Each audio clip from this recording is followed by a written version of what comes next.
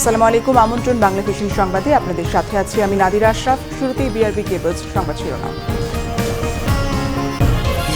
Budget অধিবেশন শুরু। Budget পেশ ১৩ জুন জানিয়েছেন স্পিকার। কালো টাকা সাদা করার সুযোগ ক্ষমতাসীন দলের নির্বাচনী ইশতেহারের পরিপন্থী অভিমত সিপিডির। ট্র্যাপে ফেলতেই ঘুষের নাটক ডিআইজি মিজানের অভিযোগ। দুদক পরিচালক এনামুলের অভিযোগ নাকচ। মিজানের প্রমাণ পেলে ব্যবস্থার আশ্বাস পুলিশ সদর দপ্তরের। কমিটি বাতিল ও নতুন কমিটিতে বয়সসীমা নির্ধারণের প্রতিবাদে নয়াপল্টনে ছাত্রদলের একাংশের বিক্ষোভ। কেন্দ্রীয় কার্যালয়ের বিদ্যুৎ সংযোগ বিচ্ছিন্ন ও গেইটে তালা। বিএনপিতে বিশৃঙ্খলার কারণেই কেন্দ্রীয় কার্যালয়ের তালা বলেছেন তথ্যমন্ত্রী। ওবায়দুল কাদের জানালেন, খালেদা জিয়াকে মুক্ত করতে আন্তর্জাতিক চাপ নেই।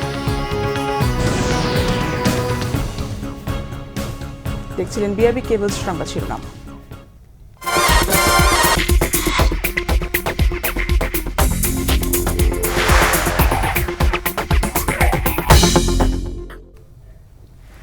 এবারে বিস্তারিত। শুরুতেই বাজেট প্রসঙ্গ। ২০১৯-২০ অর্থ বছরের বাজেট অধিবেশন শুরু হয়েছে। জাতীয় সংসদের এই অধিবেশনেই জাতীয় বাজেট উপস্থাপন ও পাশ হবে। মঙ্গলবার বিকেলে একাদশ জাতীয় সংসদের তৃতীয় অধিবেশন শুরু হয়। শুরুতেই এই অধিবেশনের গুরুত্ব তুলে ধরে স্পিকার শিরীন শারমিন চৌধুরী বলেন, আগামী ১৩ জুন সংসদে ২০১৯-২০ অর্থ বছরের বাজেট পেশ করা হবে। এরপর সম্পূরক বাজেট উপস্থাপন ও পাশ করা হবে। বাজেটের উপর সংসদ সদস্যদের সাধারণ আলোচনার পর ৩০ জুন বাজেট পাশ করা হবে। একই সঙ্গে সংসদের এই অধিবেশনেই অর্থ বিল উপস্থাপন ও পাশ করা হবে বলে সংসদকে জানান স্পিকার শিরীন শারমিন চৌধুরী। পরে শোক প্রস্তাব গ্রহণের পর দিনের কর্মসূচি মন্ত্রীদের প্রশ্নোত্তর পর্ব শুরু হয়। এর আগে সংসদের কার্য উপদেষ্টা কমিটির সভায় সংসদের এই অধিবেশন ১১ জুলাই পর্যন্ত চলবে বলে সিদ্ধান্ত হয়।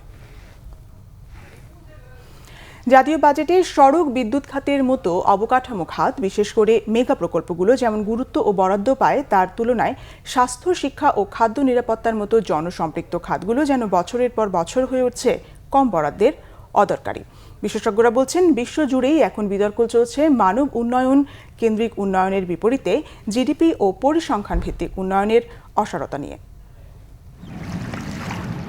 আগামী অর্থ বছরের জন্য অনুমোদিত বার্ষিক উন্নয়ন কর্মসূচি এডিপি গত এক দশকের অন্য এডিপিগুলোর তুলনায় চরিত্রগতভাবে অভিন্ন।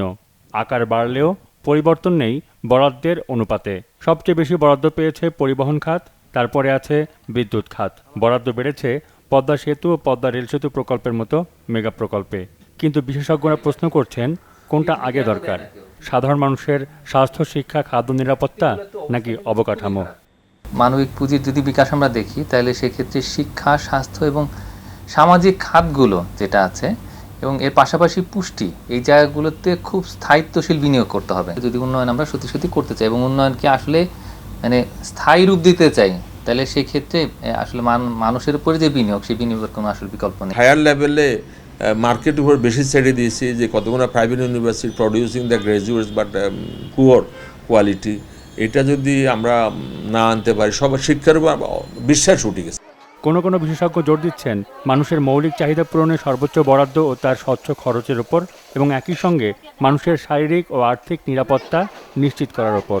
বৃহৎ প্রকল্পগুলো কিন্তু বাজেটের একটা বড় অংশ খেয়ে ফেলবে, এবং সেই বৃহৎ প্রকল্পে সাধারণ মানুষ কেন, মধ্যবিত্ত এমনকি উচ্চবিত্তও কিন্তু এফেক্টেড হবে বিভিন্নভাবে। জিনিসপত্রের দাম বাড়ার থেকে শুরু করে রাস্তায় জঞ্জাট থেকে শুরু করে, একদিকে রিসোর্স অ্যালোকেশনটা অন্যদিকে যাওয়ার জন্য অন্যান্য অনেক খাত বঞ্চিত হবে, আর আরেকটা হচ্ছে স্বাভাবিক জীবনযাত্রা ব্যাহত হবে।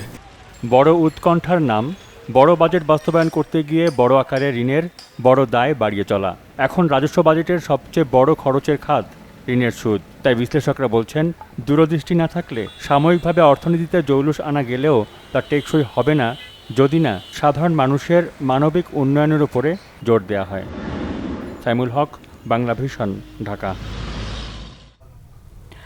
দেশের সামষ্টিক অর্থনীতিতে চিড় ধরেছে মন্তব্য করে গবেষণা প্রতিষ্ঠান সিপিডি বলছে, গত ১০ বছরে আর কখনোই এতটা হুমকির মুখে পড়েনি সামষ্টিক অর্থনৈতিক ভারসাম্য। সংস্থাটি ত্রৈমাসিক জাতীয় অর্থনীতির পর্যালোচনা ও আসন্ন বাজেট প্রসঙ্গে আয়োজিত এক ব্রিফিংয়ে একথা জানানো হয় সিপিডির পক্ষ থেকে। Centre for Policy Dialogue CPD মনে করে, রাজস্ব আদায়ে ধারাবাহিক ব্যর্থতা, আর্থিক খাতে অপশাসন আর কৃত্রিমভাবে টাকার মান ধরে রাখার চেষ্টার কারণে দেশের সামষ্টিক অর্থনীতিতে চির ধরেছে।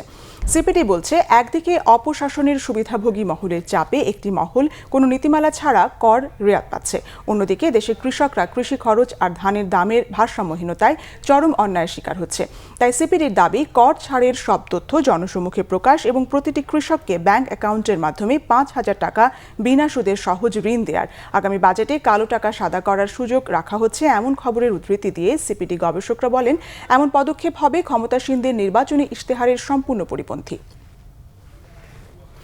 সাময়িক বরখাস্ত দুদক পরিচালক খন্দকার এনামুল বাশিরের অভিযোগ, ট্র্যাপে ফেলার জন্যই ঘুষের নাটক সাজিয়েছেন পুলিশের ডিআইজি মিজান, এমনকি ডিজিটাল চক্রান্ত করে ভুয়া অডিও বানানো হয়েছে।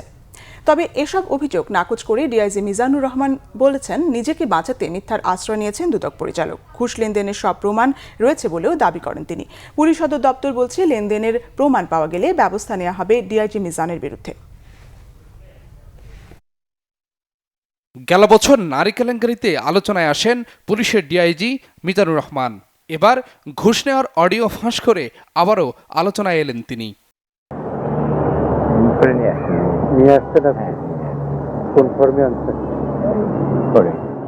তবে ঘুষ লেনদেনের কথোপকথনে ব্যবহৃত কণ্ঠ নিজের নয় বলে দাবি করেছেন দুর্নীতি দমন কমিশনের পরিচালক খন্দকার এনামুল বাসির।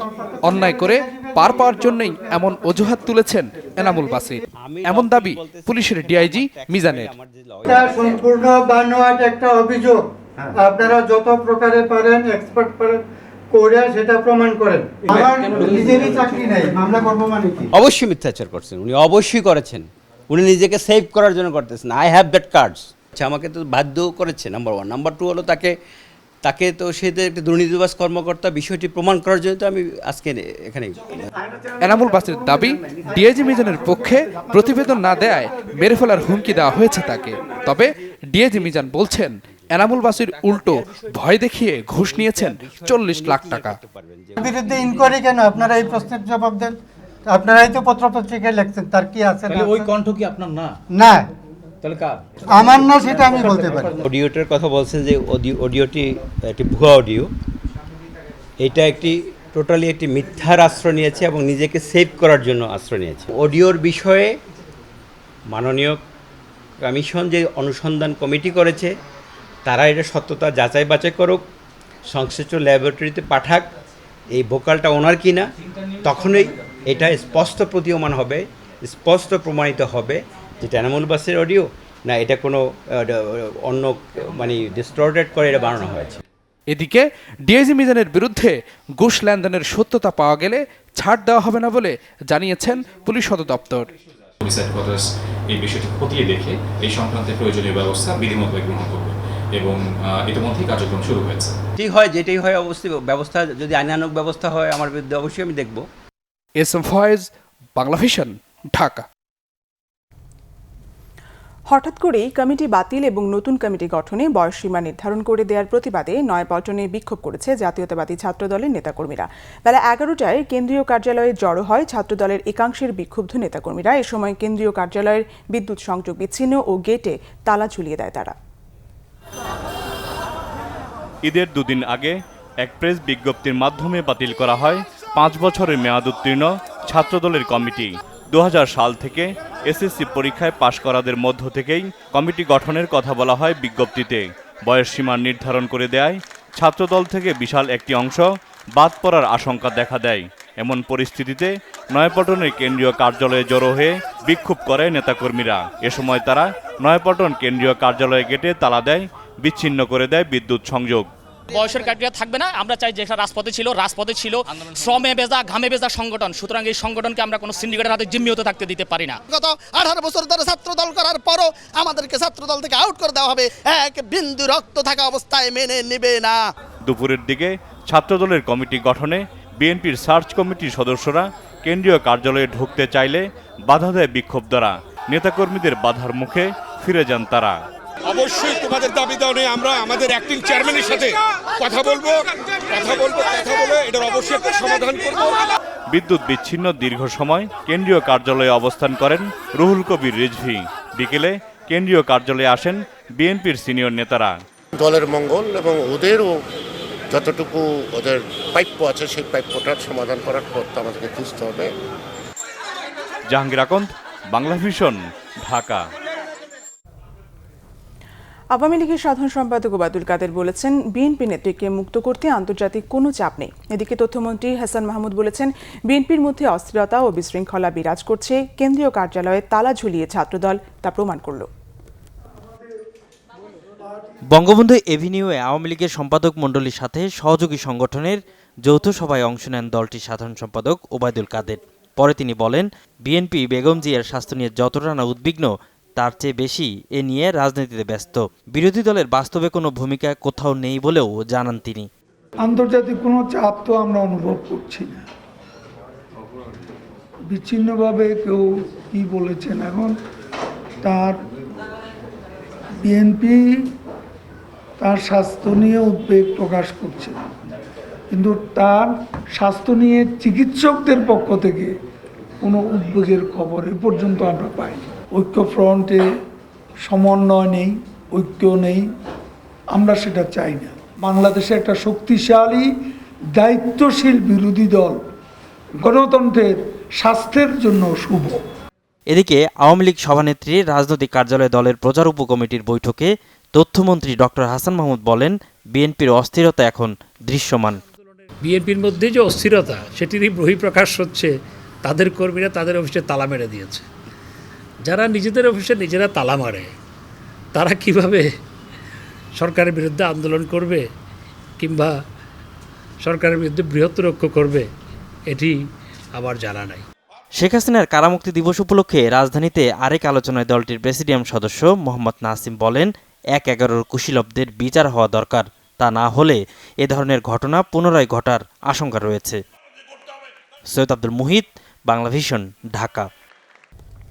নিচে সিবিসি টাইলস সংবাদ বিরতির সঙ্গেই থাকুন, ফিরে এসে থাকছে। গাইবান্ধা ১ আসনের সাবেক এমপি লিটন হত্যা মামলার প্রধান আসামি আব্দুল কাদেরের বিরুদ্ধে আলাদা ২টি অস্ত্র মামলায় যাবজ্জীবন কারাদণ্ড। ব্রিস্টেলে বৃষ্টির কারণে বাংলাদেশ শ্রীলঙ্কা ম্যাচ পরিত্যক্ত হওয়ায় হতাশ টাইগার সমর্থকরা।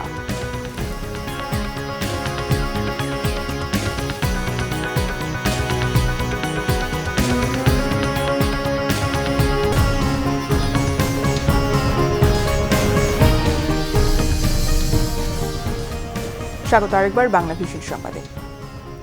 গাইবান্ধা ১ আসনের সাবেক সংসদ সদস্য মঞ্জুরুল ইসলাম লিটনকে গুলি করে হত্যা মামলার প্রধান আসামি কর্নেল অবসরপ্রাপ্ত ডাক্তার আব্দুল কাদেরকে আলাদা ২টি অস্ত্র মামলায় যাবজ্জীবন কারাদণ্ড দিয়েছে আদালত। দুপুরে গাইবান্ধা জেলা ও দায়রা জজ আদালতের বিচারক দিলীপ কুমার ভৌমিক আলোচিত এই মামলার রায় দেন। ১৯৭৮ সালের অস্ত্র আইনের ক্যাপিটাল এ ধারায় যাবজ্জীবন এবং এফ ধারায় ১৫ বছরের সাজা দেওয়া হয়। এই রায়ে সন্তোষ প্রকাশ করেছেন রাষ্ট্রপক্ষের আইনজীবী শফিকুল ইসলাম। তবে রায়ে অসন্তোষ প্রকাশ করে উচ্চ আদালতে আপিল করার কথা জানিয়েছেন আসামি পক্ষের আইনজীবী অ্যাডভোকেট জিন্না। ২০১৬ সালের ৩১ ডিসেম্বর সুন্দরগঞ্জ শাহবাজ গ্রামের নিজ বাড়িতে নিহত হন সাবেক সংসদ সদস্য মঞ্জুরুল ইসলাম লিটন। এবার আমিন জুয়েলার্স আন্তর্জাতিক সংবাদ।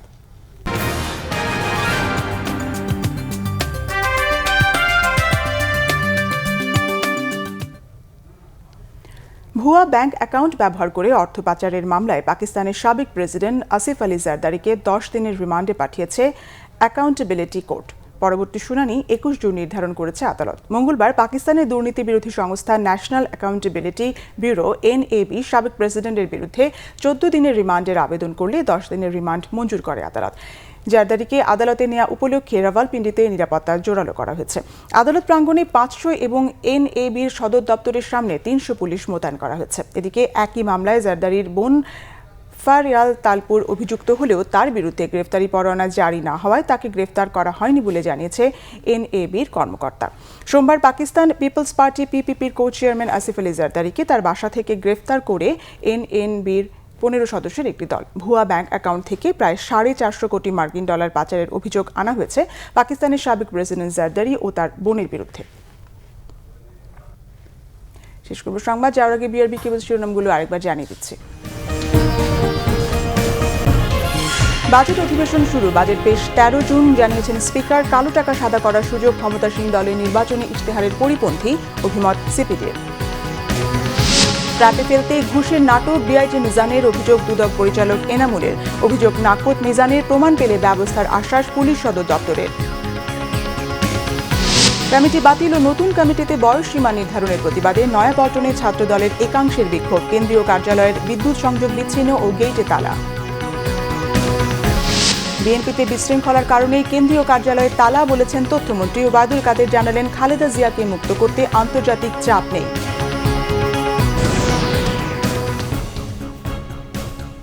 এই ছিল এখনকার মতো। পরের সংবাদ রাত 10:30টায় দেখার আমন্ত্রণ রইল।